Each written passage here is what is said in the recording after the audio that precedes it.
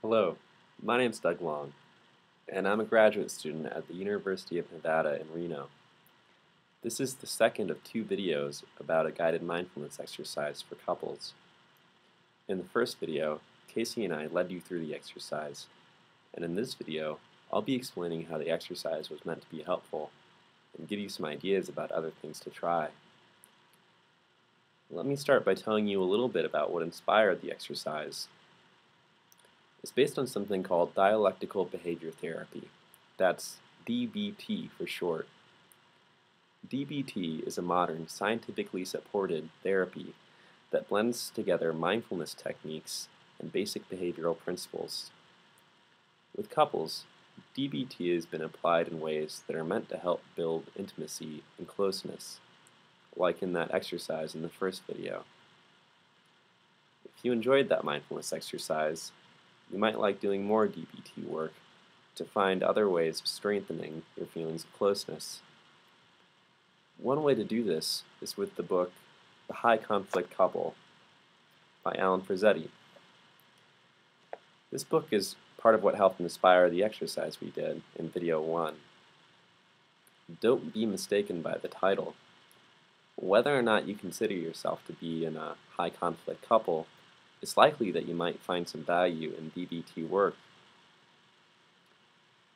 First of all, conflicts are inevitably going to occur from time to time in every close relationship, and DBT work can help you prepare to handle those kinds of tough situations. And secondly, this work can be really fun. Your relationship is something that you really care about, so why not set aside some special time to explore it in different ways? In doing so, you might find some different and creative ways to enjoy each other. So now, I'm going to talk about some general DBT principles that might guide you in doing just that. One way that DBT can help you is with the principle of reconditioning. You can see that principle demonstrated in the hand mindfulness exercise from video 1. Before this exercise, you've probably looked at your partner's hands hundreds of times and didn't think twice about them. After this exercise, though, your hands may take on a slightly different meaning for you. In other words, they may have been reconditioned. So, a week from now, you might glance at your partner's hands and start to reflect on what your partner means to you in a completely natural way. You might remember some of those feelings you had in that exercise. This sort of thing might lead you to behave differently toward your partner in ways that you don't even notice. Or it could just be something that you sit and appreciate on your own. In any case, this is an example of how DBT reconditioning can help to foster feelings of closeness in your relationship. Reconditioning exercises like this can be particularly useful for couples who have been struggling for a long time. Sometimes couples can get stuck in harmful patterns, or they fight a lot, and can say hurtful things that they don't really mean. It can be hard to break old patterns like this, even if you really want to. Reconditioning exercises can help mix things up a little bit. For example, if you're in a conversation and you start to notice that you're going down an all too familiar path of conflict, you might try pausing for a second, touching your hands very gently, noticing how they feel, and trying to reconnect with that experience of being mindful together. Think back to that mindfulness exercise. I bet it would be hard to say the sorts of hurtful things that you might have in the past if you're really present with what's important to you.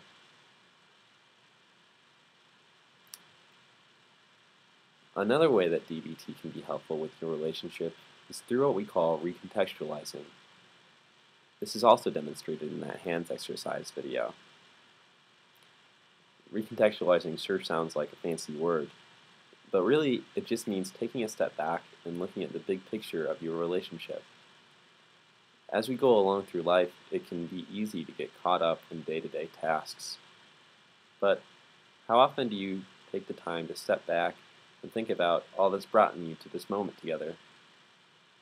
How often do you take the time to think about the mysteries that lie ahead for you? Recontextualizing, like we did in that video, can be useful for both building feelings of closeness and for handling times of conflict.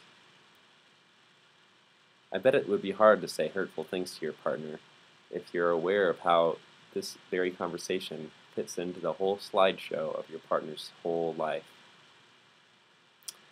Try to think about how your conversation fits into that slideshow that began with your partner being a little baby and that will eventually show them as an old person.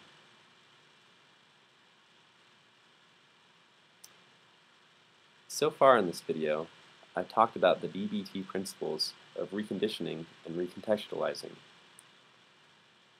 The hand mindfulness exercise in video 1 gave you an example of how those are applied in DBT work. If you like that exercise, I encourage you to think creatively about how to apply those principles in different ways. For example, you might use reconditioning by picking a special chair in your home that you regularly use to sit and reflect on what your partner means to you. This all by itself can be an enjoyable activity, and plus, it gives you a place to go back to if you're having a hard time together. There are lots of little things that you can do too, like maybe while you're eating together, you can take a moment to be mindful of the way your partner eats. Notice all the little things about what they do. And then imagine all the meals that you've had together. Notice how each moment just like this fits into your bigger relationship. I'm betting you can think of lots of different ways to apply reconditioning and recontextualizing. I've just given you a few ideas of what's possible. I encourage you to get creative together and try to come up with some on your own. This can be a really fun process. Plus, if you're stuck in some harmful patterns together, you might check out Alan Frazzetti's book, The High Conflict Couple. It might give you some ideas of different things to try. Plus, as I mentioned before, this book can give you ideas that might be interesting for any couple, whether or not you're having conflicts. So anyway, thanks for watching, and good luck exploring what you each mean to each other.